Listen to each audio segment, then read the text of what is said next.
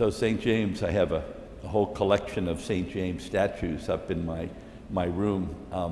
And he was the first martyr among the apostles, and he was certainly one of there were the 12 apostles, but then there were the three apostles who were almost the core of the 12 apostles, Peter, James, and John. And they were the witnesses to the Transfiguration on the mountain. They were the witnesses in the Garden of Gethsemane.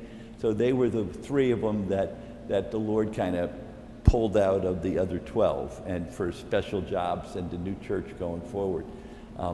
James was, today if you go to Spain, he's the patron saint of Spain. They have in Zaragoza in eastern Spain, they have a shrine to Our Lady of Pilar, where the Virgin spoke to him early on, consecrating some of his missionary work in that country. He was killed a few years later. Legend has it in the persecutions in 44 by the local emperor, the Roman emperor, and then at some point they spirited his body from the Middle East through the Mediterranean. They took it to northwest Spain, Galicia, and the town named after St. James, Santiago, like our own San Diego.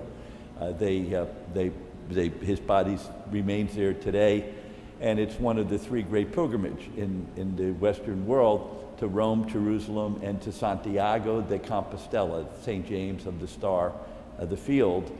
And as you know, you've seen movies recently of the El Camino. That's the road.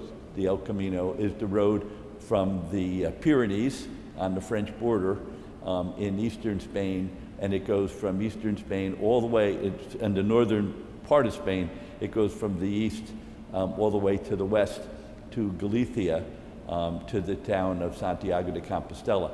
And people today, if you're there in the cathedral, big cathedral, there's a family that rings there's an incense, like, and we have a incenser out here for funerals. It's about this big.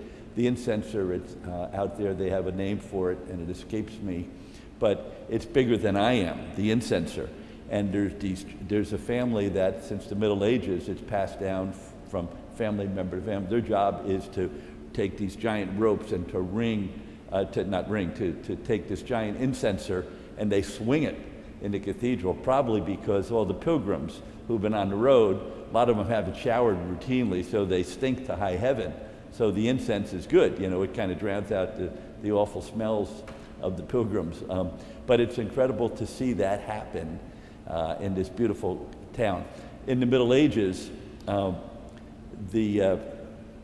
St. James was said to have led the Crusades, the Spanish group in the Crusades, against the Moors who were coming up from Africa. And this is what legend holds, that in the Middle Ages, he appeared and led them, and you'll often see him on horseback, and he's called Matamoros, literally the Moor slayer. And that's a deep legend in Spain, a legend about this apostle. So we honor him today. We know probably a little bit more about him than we do know a lot about the other apostles. We know about Peter and John, but a lot of the apostles have just faded into history, and we just know that they were incredibly bold and the first followers.